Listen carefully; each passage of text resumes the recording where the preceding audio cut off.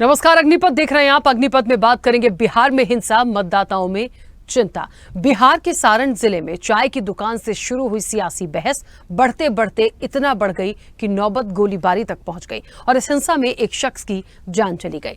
लोकसभा चुनाव के 5वें चरण के मतदान के बाद हिंसा भड़की थी, लेकिन इलाके में तनाव 2 दिन बाद भी 21 मई को रहा। और आपको बता दें, इस पूरी घटना में भारतीय जनता पार्टी और राष्ट्रीय जनता दल के समर्थकों के बीच झड़प हुई थी, जिसमें 2 लोगों की मौत हो गई और एक घायल हुआ है। इलाके में शांति बनाए रखने के लिए सारण पुलिस ने 48 घंटे के लिए इंटरनेट सेवा बंद कर दी और चुनाव के बाद हिंसा भड़काने के लिए जिम्मेदार लोगों को हिरासत में भी लिया।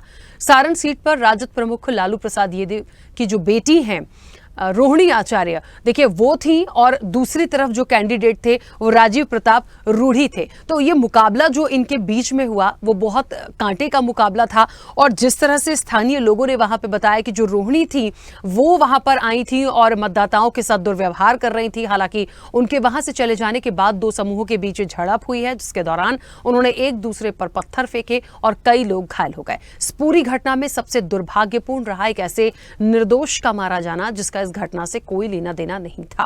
अस्पताल में अपने बेटे के शव के पास मौजूद चंदन यादव के पिता नागेंद्र राय ने मीडिया को बताया कि मेरा बेटा तो पढ़ने जा रहा था, एक चौक पर पता नहीं किसने मेरे बेटे को गोली मार दी। इन सबके बीच एक बड़ा सवाल, लोकतंत्र के महापर्व में हिंसात्मक गतिविधियां पहले भी हुई, लेकिन विवाद का इतना बढ़ जाना कि किसी बेकसूर की जान चली जाना कहां तक उचित है। और तमाम कड़ी सुरक्षा व्यवस्था के बीच ये घटनाएं होना कई सवाल खड़े करती हैं, लेकिन बिहार के लिए जैसे ये आम बात रही हो। आइए ग्राफिक्स के जरिए आपको बताते हैं कुछ ऐसी घटनाएं जिसमें बिहार हमेशा सुर्खियों में रहा। 1969 के चुनाव में पहली बार पूरे बिहार में हिंसा की कई जगह घटनाएं हुई, 7 लोगों की जान गई थी। 1977 के चुनाव में 194 हिंसा की घटनाएं हुई, जिसमें 26 लोग मारे गए थे। 1985 में सबसे ज्यादा 1370 हिंसक घटनाएं हुई, जिनमें 69 लोग मारे गए। 1990 के चुनाव में 520 हिंसा की घटनाओं में 87 लोगों की मौत हुई। 1995 में 1270 हिंसा की घटनाएं घटी, जिसमें 54 लोगों की मौत हुई। 2000 के चुनाव में 61 लोग मारे गए। 2005 के चुनाव में 17 लोगों की मौत हुई थी। 2005 के बाद के चुनाव में हिंसा और बूथ लूट की घटनाओं में कमी आना शुरू हुई। 2010 में 5 लोगों की मौत हुई थी। आइए एक नजर डालते हैं राजनीतिक हत्याओं पर भी। 1965 में कांग्रेस के पूर्व विधायक शक्ति कुमार की हत्या कर दी गई थी। 1972 में भाजपा विधायक मंजूर हसन की हत्या हुई। 1978 में भाजपा के ही सीताराम की हत्या कर दी गई। 1984 में कांग्रेस के नगीना सिंह की हत्या की गई थी। 1990 में जनता दल के विधायक अशोक सिंह की उनके घर में ही हत्या कर दी गई थी। और 1998 में 3 विधायक ब्रज बिहारी प्रसाद, देवेंद्र दुबे और अजीत सरकार की दिन दहाड़े हत्या कर दी गई थी। बिहार में हिंसा की घटनाएं पूरी तरह से रुक गई हैं, ये कहना तो अतिशयोक्ति होगा, लेकिन इतना जरूर है कि चुनाव में अब हिंसा और बूथ लूट की घटना पिछले कई चुनाव से थम गई है। बड़ी घटनाएं अब नहीं हो रही हैं, लेकिन जो हो रही हैं उन पर लगाम लगाना एक बड़ी जिम्मेदारी है। स्पेशल रिपोर्ट, स्वदेश न्यूज। देखिए, निश्चित तौर पर एक बात तो साफ है कि बिहार में कोई पहली बार ऐसा नहीं हुआ। कई सारे आंकड़े ये बताते हैं कि पहले ये हिंसात्मक घटनाएं होती रही हैं, लेकिन सवाल आज के वक्त की है। मुझे लगता है इस वक्त पे ये घटनाएं होना और किसी निर्दोष का मारा जाना जिसका इस राजनीति से, इस जगह से कोई लेना देना नहीं था, ये वाकई कई सवाल खड़े करता है। और जब राजनीतिक रूप से कोई चीज सामने आ जाए तो निश्चित तौर पर क्या इतनी बड़ी गुंडागर्दी चल रही है, क्या इस तरह से बहस आप करेंगे कि आप किसी की जान ले लेंगे, तो जायज से सवाल है देखिए यहाँ पर कि आखिर इन घटनाओं को रोकने के लिए फिलहाल अब क्या हो सकता है, और जो ये घटना घटी उसके लिए जिम्मेदार किसे माना जाए। क्या जिम्मेदार उस प्रत्याशी को माना जाए जो वहां था, जिनकी बहस के बाद उनके जो साथ के समर्थक थे उनकी आपस में बहस बाद में होती है, विवाद इतना बढ़ता है कि किसी की जान चली जाती है। तो मुख्य रूप से ये जो घटनाएं आती हैं, क्यों इलेक्शन, क्यों एक अच्छा मतदान एक शांतिपूर्ण तरीके से नहीं हो सकता, इस चर्चा को आगे बढ़ाएंगे। हमारे साथ मेहमान जुड़े हैं, सबसे पहले आपका परिचय करा दें। जेडीयू का पक्ष रखने के लिए विमलेंदु राय हमारे साथ जुड़े हैं। विमलेंदु जी, बहुत स्वागत चर्चा में जुड़ने के लिए। और आरजेडी का पक्ष रखने के लिए राजेश रमन हमारे साथ जुड़े हैं। राजेश जी, आपका भी बहुत स्वागत है। चर्चा की शुरुआत सबसे पहले राजेश जी आपसे करना चाहती हूं। जिस तरीके से सारण की घटना आई, बिहार के कुछ पुरानी चीजों को भी हमने आज पढ़ा और सुना। मुझे लगता है, देखिए, पहले से अभी में काफी कुछ बदलाव हुए हैं और इन आंकड़ों में कमी आई है, लेकिन हम ये तो नहीं कह सकते कि बिल्कुल हिंसा खत्म हो गई, क्योंकि जीता जागता उदाहरण हमारे सामने है और लगातार वो इतना बढ़ता चला गया कि इंटरनेट सेवाएं बंद करनी पड़ी तमाम चीजों को रोकने के लिए। एक कहते हैं ना कि ठीक है, अपनी तरफ से प्रशासन को जो करते बना वो कर रहे हैं, बट अहम सवाल कि ये शुरू कहां से हुआ और इसको शुरू करने की वजह भले ही एक छोटी सी थी, उसकी जरूरत क्या थी? क्योंकि ये आरोप लगाए गए हैं भारतीय जनता पार्टी पे, और जिस तरीके से ये भी एक आरोप आया है कि बड़ी हिंसात्मक घटना वहां पे हो गई। ये भी स्थानीय लोगों का कहना है कि रोहिणी आचार्य वहां थी, उन्होंने कुछ कहा वहां पर, और उसके बाद जब वो चली जाती हैं तो जो समर्थक थे उनकी आपस में बहस हुई। क्यों? मतलब मुझे लगता है जाइए, वोट डालिए, आ जाइए, जनता को निर्णायक रहने दीजिए ना। क्यों इस तरह की चीजों को क्रिएट करते हैं, या किसी को धमका देना या गोलीबारी कर देना बहुत अच्छी बात तो नहीं थी। सभी दर्शकों को मेरा प्रणाम, राजद की ओर से, महागठबंधन की ओर से। देखिए, ये शुरुआत जो है राकेश जी, सबसे पहले उस दिन हो गया था जिस दिन चुनाव आयोग ने अपने से रिजाइन कर दिया और नरेंद्र मोदी जी प्रधानमंत्री साहब अपने मन मुताबिक चुनाव आयोग को बैठाया। उस दिन से इस तरह की हिंसा को प्रारूप दिया गया। उसके बाद नीतीश कुमार जी को भी इन्होंने अपने पाले में मिलाया। ये सारा बात, ये सारी घटना को एक साथ जोड़ के देखिए, निश्चित रूप से ऐसा करने के लिए ही सारा षड्यंत्र हमारे प्रधानमंत्री और मुख्यमंत्री जी ने किया।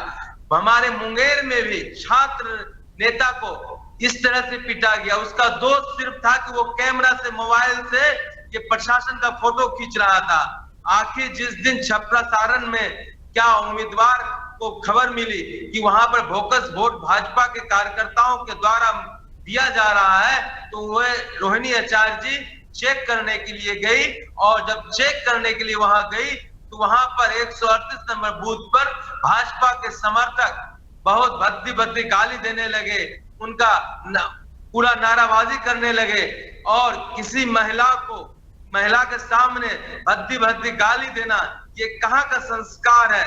ये भाजपा ही कर सकता है। और जदयू जब से भाजपा के साथ मिलता है तब जदयू उसके साथ यही काम करने का काम करती है। दोनों भाजपा और जदयू के कार्यकर्ता मिलकर एक महिला को अपमान किया। इस पर हमारे राजद कार्यकर्ता जो दूर से देख रहे थे वो सट गए कि रोहिणी आचार्य जी हमारी दीदी है, बहन है, हमारी माता समान है। उनकी प्रतिष्ठा, इज्जत बचाने के लिए कुछ राजद के कार्यकर्ता वहां उनके पास गए, और उसके पास बाद में उस तरह से जब रोहिणी आचार्य जी पर हमला करने के उद्देश्य से सारे लोग उनको दौड़ाना शुरू किया, बांस निकाला, लाठी तलवार निकाला, तब रोहिणी आचार्य जी किसी तरह से अपना जान बचा के वहां से चली गई। इस पर जो कार्यकर्ता वहां स्थानीय थे वो तो वहीं रह गए। उसके बाद भाजपा के कार्यकर्ता ने उन पर कुछ भद्दी गाली देना और उनको मारपीट करना शुरू कर दिया। उस पर झड़प हो गया, और बाद में प्रशासन आया, बाद में एक्टिव हुआ प्रशासन, और उस तरह से प्रशासन जो एक्टिव था तो किसी तरह से बीच बचाव करके वहां राजनीति करने वाले, भद्दे राजनीति करने वाले भाजपा के कार्यकर्ता और राजद के कार्यकर्ता को शांत कराया और सबको आदेश दिया। उस तरह से शांत हुआ माहौल। परंतु वो लोग वहां पर जो प्रभुत्व वाले थे, वो लोग हमारे कार्यकर्ता को नीचा दिखाने का काम किए, अगल बगल के सोसाइटी में लोगों को बोलने का अच्छा, ठीक है राजेश रमन जी, चलिए मैं मान लेती हूँ। राजेश रमन जी, चलिए मैं आपकी पूरी बात से सहमत हूं, मैं मान लेती हूं, लेकिन बिहार का पुराना रिकॉर्ड उठा के देख लीजिए, किसके समय पे सबसे ज्यादा ये गोलियां बूथ पर चल जाती थी, बूथ ही लुटपिट जाते थे। ये हमको देखना पड़ेगा, ये भी हम देखेंगे। पुरानी बात को इस चीज से जोड़ के तो नहीं देखा जा सकता। हम लोग तो अहिंसा पूर्वक कार्य कर रहे हैं। अभी इस वक्त कहीं पर भी राजद के कार्यकर्ता, हमारे तेजस्वी यादव जी का बयान देखिए, कितना सुंदर उन्होंने कहा कि हम लोगों को आशा है और प्रशासन को बात हुई है, प्रशासन ने बोला है जो भी अभियुक्त बचा हुआ है उसको शाम तक गिरफ्तार कर लिया जाएगा। किसी तरह से नहीं। और हमारे वो भाजपा के उम्मीदवार देखिए क्या बोलते हैं कि रोष में इस तरह का तो होगा, हम भी किसी से कम नहीं है। राजीव प्रताप रूडी का इस तरह का बयान देना क्या आग में घी देने का काम नहीं करेगा? देखिए, क्या और ये भी बात सच है। मैंने बोला ना आपसे कि आम तौर पर जो हिंसा हुई वो, और राजनीतिक हिंसाएं भी जो हुई हैं, जो राजनीतिक हत्याएं हुई हैं वो भी, तो ये किसी से छुपी या अछूती नहीं है। लेकिन सवाल वही है कि उस दौर में और आज दौर में, आज हमें ये कहना पड़ता है कि हम कह दें कि बिहार में हिंसा बिल्कुल बंद है तो अतिशयोक्ति होगा। हाँ, क्योंकि हो रहा है, हर बार हो रहा है। मैं फिर कह रही हूँ कि एक पुलिस प्रशासन होता है, एक सामान्य रूप से वोटिंग हो रही होती है। क्यों इतना डर और खौफ है? चाहे बीजेपी ने किया हो, जेडीयू ने किया हो, आपने किया हो, किसी ने भी किया हो, लेकिन उस व्यक्ति की क्या गलती थी जो स्कूल के लिए जा रहा था, जिसके पिता अपने बेटे की बॉडी लेकर रो रहे हैं, आंसू बहा रहे, वो कह रहे हैं मेरे बेटे का तो कोई गलती ही नहीं थी, वो तो जा रहा था और उसको पता नहीं कहां से गोली मार दी किसी ने। अब ये कौन सी बात थी? ये कौन सी गुंडागर्दी थी? इस बीच में ना रोहिणी आचार्य आई ना कोई और आया। तो हमें समझना पड़ेगा कि निर्दोष की जब जान जाती है ना सर, तो वो अच्छा नहीं होता। ठप्पा किस पे लगा? बिहार पे लगा, क्योंकि हिंसा बिहार में हुई। बात इस एंगल से भी हमको देखनी पड़ेगी। कुछ कह रहे हैं विमलेंदु जी, बोलिए। और पूरा का पूरा ठीकरा आप पर फोड़ा गया है भारतीय जनता पार्टी पर। करेंगे तो इस तरह की घटना होगी ही। प्रधानमंत्री पूरा कैबिनेट, राजेश रमन जी, एक मिनट रुकिए, एक मिनट रुकिए सर, समय दिया। विमलेंदु जी को बोलने दीजिए, वापस आ रही हूँ। राजेश जी सुन लीजिए, देखिए ये जो घटना हुई है साथ में बहुत दुखद है। इस पे राजनीति मत कीजिए, भगवान के लिए आप राजनीति इस पे मत कीजिए। मैं आरजेडी के लोगों से कहना चाह रहा हूँ, आपने जो कृत्य किया उसका परिणाम ये परिणाम है कि एक दबंग प्रत्याशी किसी बूथ पर जाता है वोटिंग के दिन, जनता जो है वह भयभ्रांत होता है। ये बिहार के इतिहास में है। आरजेडी के शासन कालों में बंदूक लेकर, बंदूक टांग कर बूथों के ऊपर लोग जाते थे और ये आरजेडी के लोग जाते थे। ये इतिहास गवाह है। कृपया कर सारण घटना को इतना जो है वो छोटे ढंग से नहीं देखें।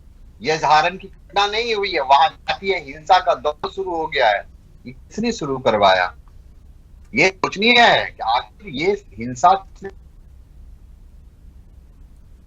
बिहार की पृष्ठभूमि तब से लिखी ये जातीय हिंसा की कहानी बिहार में प्रथम, द्वितीय, तृतीय, चतुर्थ चरणों में ही शुरू हो गई थी और ये जाके खत्म हुआ कि एक निर्दोष की जो है वह हत्या हुई। ये तो शुरुआत ही है। आरजेडी का कल्चर है, आरजेडी के नेताओं के अंदर ये कल्चर डेवलप कर गया है।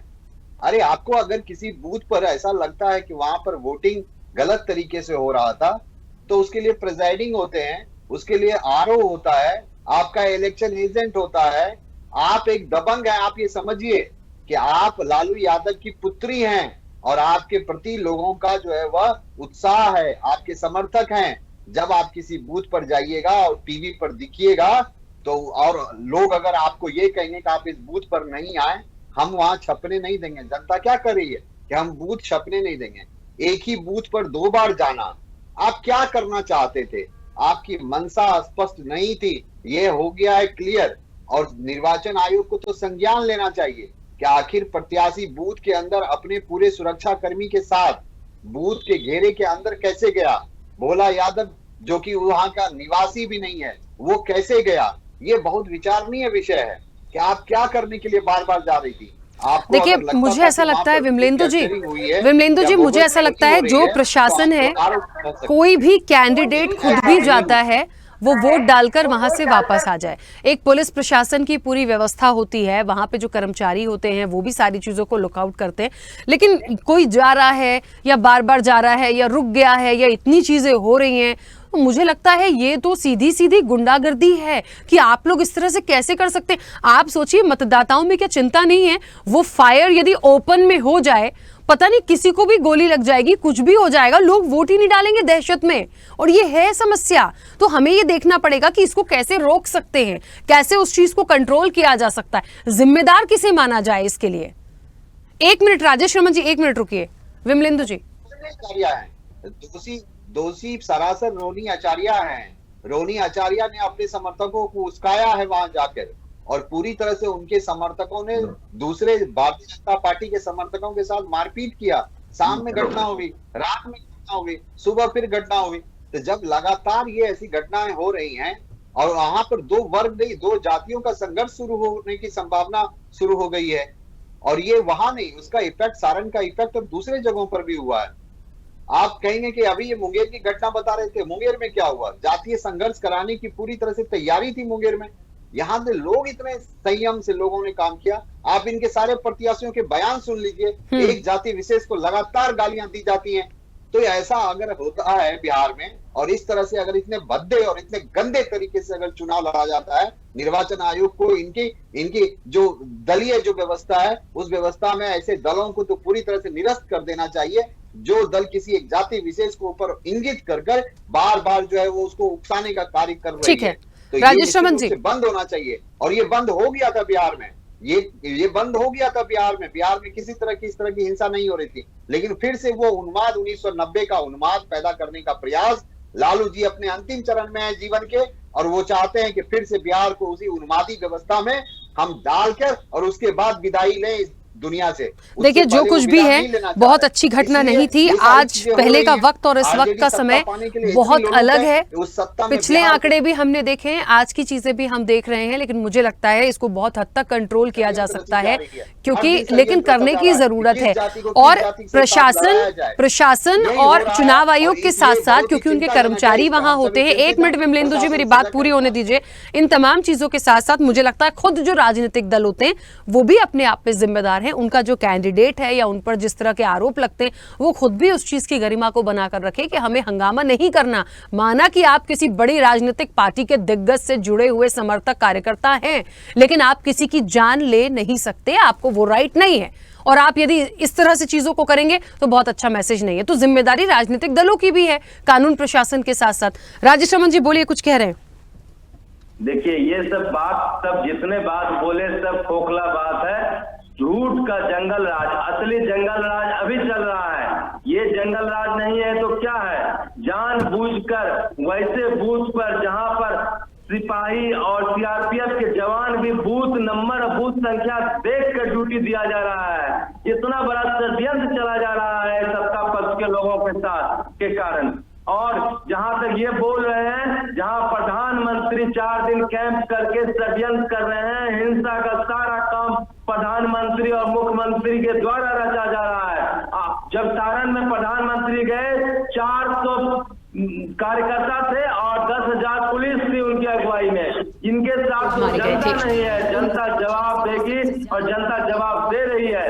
जनता देख रही है कि वास्तव में कौन लोग सही ढंग से सरकार चला सकते हैं, कौन रोजगार दे सकते हैं, कौन महंगाई कम कर सकते हैं, कौन आज के समय में गरीबों के साथ में है, पिछड़ों के साथ में है, अल्पसंख्यकों के साथ में है, हितैषी के साथ है। सभी लोग जो है गरीब को गरीब बनाने का काम किया जा रहा है। ऐसा लोग और पूंजीपति, जो 2 पूंजीपतियों के साथ ये सरकार खड़ी है, ये सारा जनता देख रही है। इसी का जनता जवाब दे रही है। इन लोगों को पच नहीं रहा है, इसलिए ये हिंसा पर उतर आए हैं। आप मुझे एक बात बता दीजिए, हिंसा करने से होगा क्या सर? कई बार या तो मतदान ही प्रभावित होता है, वो चीजें नहीं आएंगी, लोग वोट डालने ही नहीं जाएंगे, लोग वोट डालने नहीं जाएंगे, दहशत में आ जाएंगे, फिर क्या होगा? तो इन चीजों को मुझे लगता है जो भी दोषी है, जिनके भी नाम है, वो समझाइए। मतदाता को जागरूक कर रहे हैं कि ज्यादा से ज्यादा मतदाता वोट देने जाए। हमारा ये काम है। आज राजद के लोग सभी जगह मतदाता को जागरूक करने का काम किए प्रशासन के साथ, और ये लोग सिर्फ हिंसा करने का काम किए हैं। हम लोग तो अपील करते हैं ज्यादा से ज्यादा लोग आइए और वोट कीजिए। आखिर लोकतंत्र का चुनाव कैसे होगा? लोकतंत्र के द्वारा चुना गया जनप्रतिनिधि ही सही मायने में सरकार चला सकता है। ये लोग प्रशासन जिस तरह से संविधान को समाप्त करना चाहते हैं, लोकतंत्र को समाप्त करना चाहते हैं, ये साफ दिख रहा है इनका मंशा, और ये चुनाव में साफ छपरा में दिखने को मिला। अब चलिए राजेश रमन जी, प्रधानमंत्री जो एक बच्चे की तरह बयान दे रहे हैं, उनको शर्म नहीं आती है प्रधानमंत्री को। ठीक है राजेश रमन जी, मैं बीच में रोक रही हूँ। मैं बस इतना ही कहना चाहती हूँ कि जो कुछ भी हुआ वो बहुत दुर्भाग्यपूर्ण था, नहीं होना था किसी की हत्या हो जाना, और वो भी एक निर्दोष की इस राजनीतिक रूप से, इस राजनीतिक मतदान प्रक्रिया के दौरान। मुझे लगता है ये बिल्कुल उचित नहीं था। खैर, इसके लिए जिम्मेदार बहुत लोग हैं और बहुत आने वाले समय में चीजें ना हो, इसको लेकर सभी को अपने जगह पे स्टैंड लेने की जरूरत है। समय हो गया। आप दोनों का बहुत शुक्रिया इस चर्चा में जुड़ने के लिए। निश्चित तौर पर देखिए, बिहार में जहां तक एक हिंसा की बात हो रही है, मतदाताओं में चिंता है, क्योंकि लगातार देखिए अभी 2 चरण हैं। महत्वपूर्ण ये होता है कि जो घटना यहां से आई वो लगातार इतना बड़ा रूप लेकर गई है कि किसी निर्दोष की हत्या हो जाती है। सबसे बड़ी बात, रिकॉर्ड आप उठा के देखिए बिहार का, लगातार ये चीजें जुड़ी ही रही हैं। काफी अंतर आया, लेकिन अब आने वाले समय में क्या सुधार हो सकता है, ये वाकई एक गंभीर विषय है जिस पर विचार करने की जरूरत है। चर्चा में इतना ही। बने रहिए स्वदेश न्यूज के साथ। सबसे पहले देश।